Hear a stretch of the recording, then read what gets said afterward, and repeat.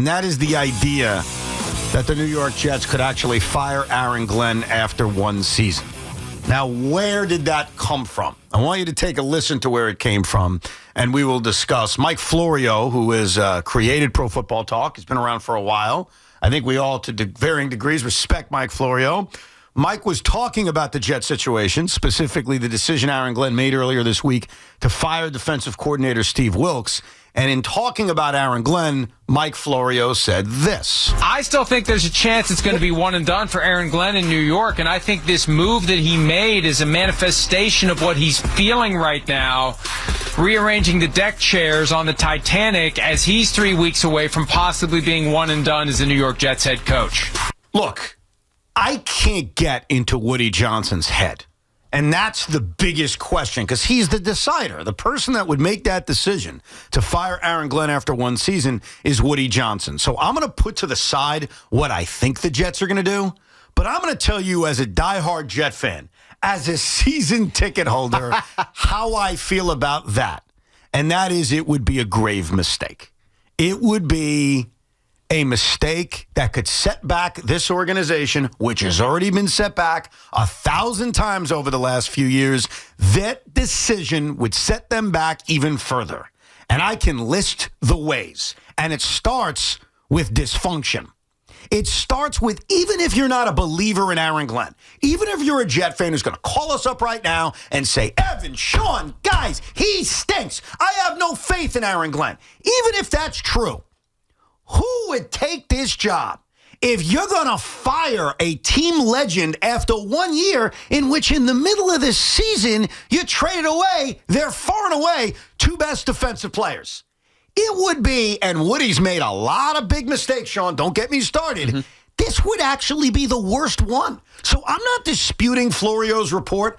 I'm just telling you as a Jet fan, it would be stupid to fire Aaron Glenn at the end of this season. All right, well, let me clean a couple things up. I hate the term who would take this job if they do this.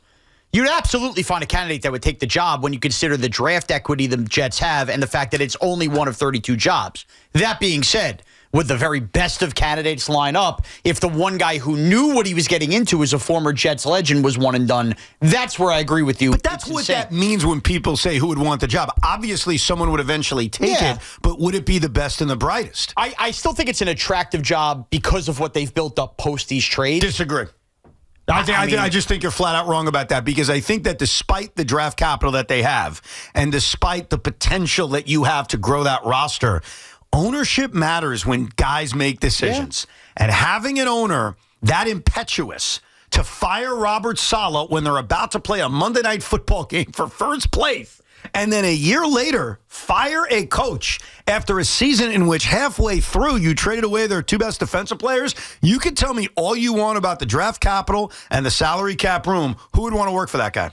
Okay, what if the very best offensive mind on the market, maybe it's, Kubiak, whatever, really wants Fernando Mendoza, and the Jets are trading up to number 1 overall? You wouldn't want maybe an offensive mind to come in and mold that young quarterback? You're asking me? Yeah. I think it is, you're jumping to a conclusion I can't get to, which is that I really think the job would have a stank on it. I'm being honest with you. Like, you're firing a guy after 1 year. I don't think the best and brightest young offensive minds would take that job. We've seen it over the years where coordinators pass on jobs until the right one is available. The Jets would be the example of a job that you wouldn't take. And the other fear I have is, like, people can call in and you could even say, well, what about Mike Tomlin? Well, look, obviously, if you're telling me a future Hall of Fame head coach wants this job, sure, sign me up.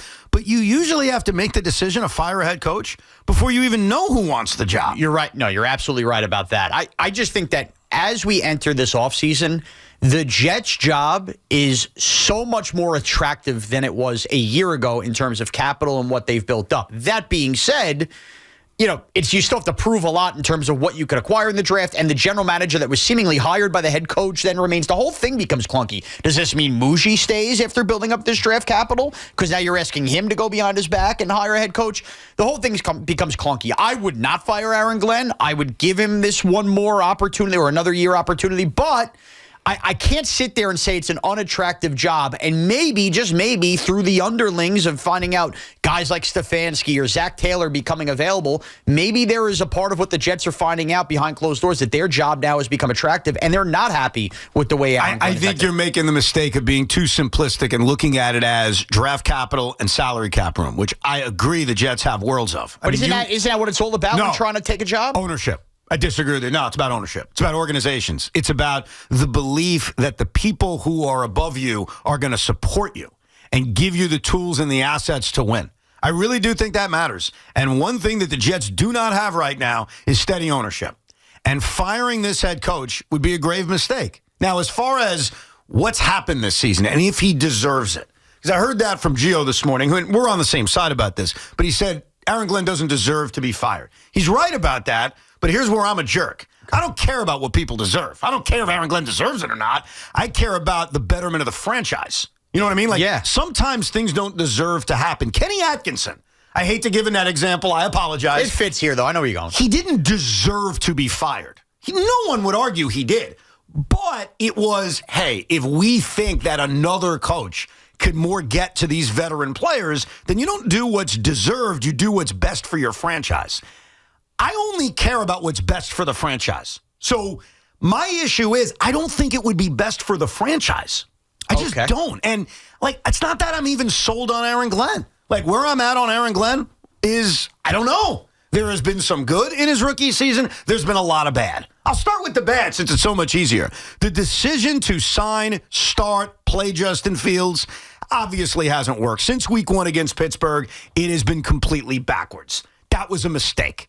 The decision to hire Steve Wilks as defensive coordinator has been a mistake. Some of the in-game coaching decisions we've seen throughout this season have been mistakes. Now, I think he's grown as the season has gone on. We saw the penalties go down, then go back up again. But we also saw a team, after they traded Quinnen and Sauce, come out and play some of their best football for a few weeks. Those are some of the positives.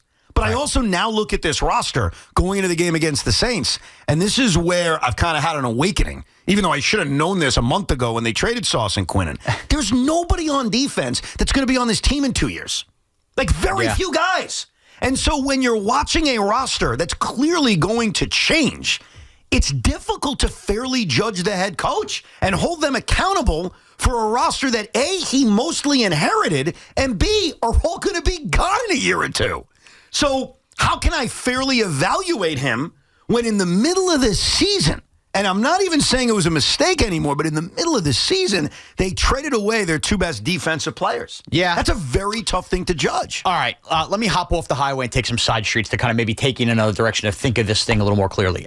Now, you're right. I think properly in terms of trading those guys. They also traded those guys after a terrible start to the year. Yes. Where they already misevaluated the quarterback position in the offseason. Aaron Glenn was a part of that. Yes. Aaron Glenn, now you may not care about this. The fans may not care about this.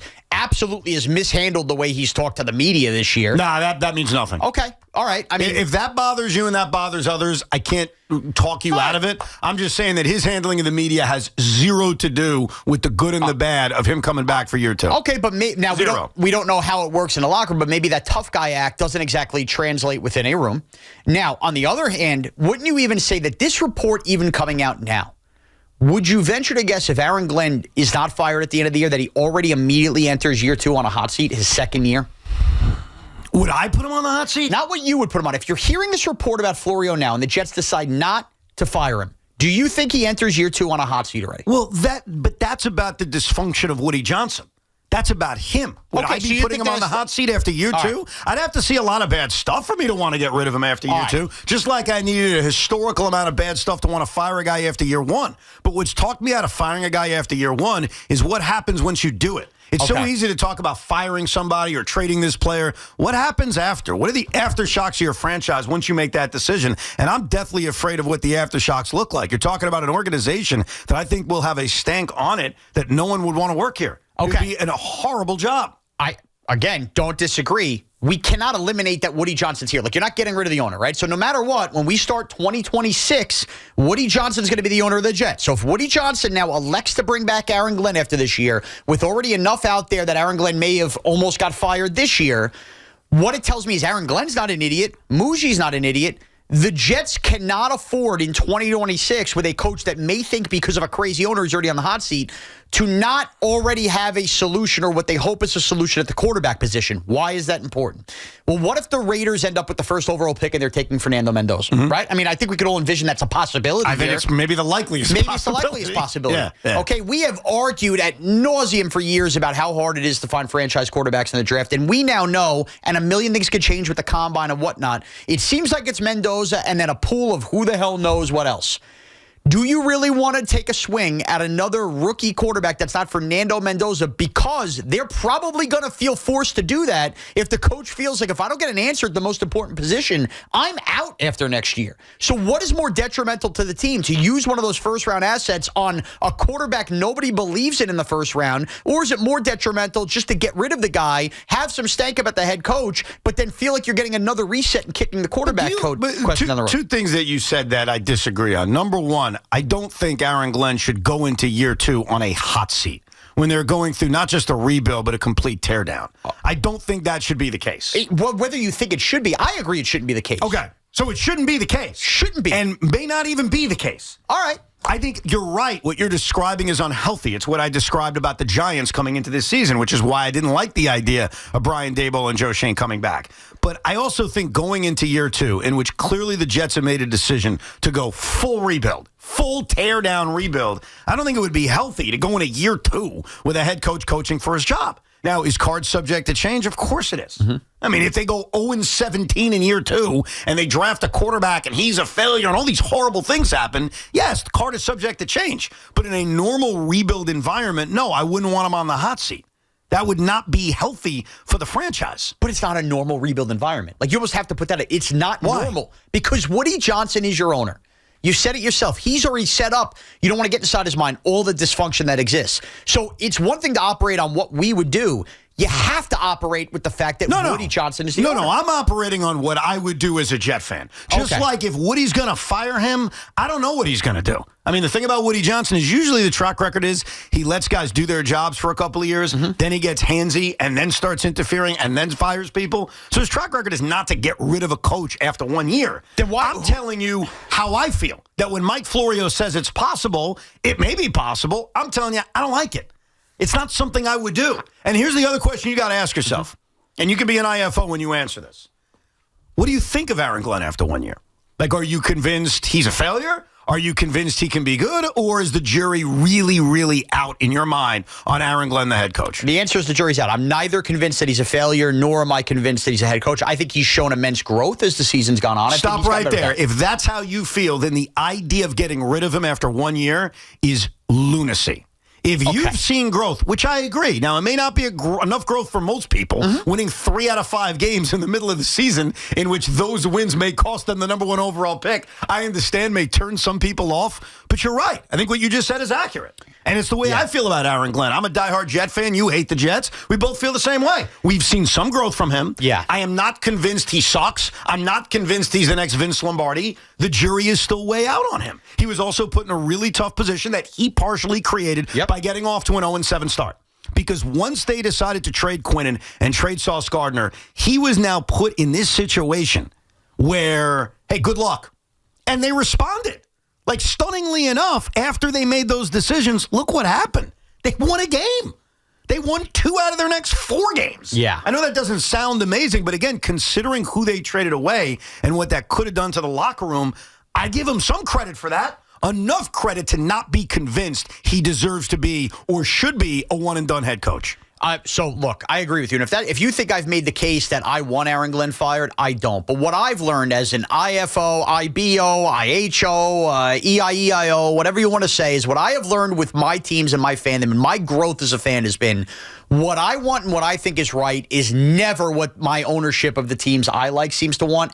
And I have now changed my mindset when evaluating all of these teams of, okay, I have to operate on what I think the owner is thinking and what the owner will do. And if I'm operating that way, way. How can I put themselves in a position where they accidentally get something right? I don't agree with Brian Cashman coming back. I don't agree with, basically every member of the Mara family seemingly have a job under him. Like, there's a million things I think are wrong. When I look at the Jets, I don't agree with a lot of the way Woody Johnson's handled this situation, but if I have to operate under the assumption that he is going to put Aaron Glenn on the hot seat right away in year 2, then that scares me to death if I don't get Fernando Mendoza as the quarterback, where maybe if we're going to do this, then I'd rather do it now. We'll talk to our fellow Jet fans because I am curious. I am only one man. And as I sit here right now getting ready for just an awful Sunday afternoon of watching Jets Saints where I want to win, but I know they're better off losing, I don't want Aaron Glenn gone after 1 year. I think if it happens, it is just another chapter in the long book of a franchise that can't tell its head from its ankles. No, head from its elbows. I don't remember what the phrase is. It's ass from their elbows. Ass from their elbows. There you go. But to my fellow Jet fans, what do you want? I mean, should Aaron Glenn be on the hot seat and possibly be removed after 1 year? We'll take your phone calls coming up, 888-808-1019. And what other jobs are going to be out there? And where will the Jets and the Giants rank in terms of being appealing for the vacant head coaching jobs? We'll get your calls coming up, 888-808-1019.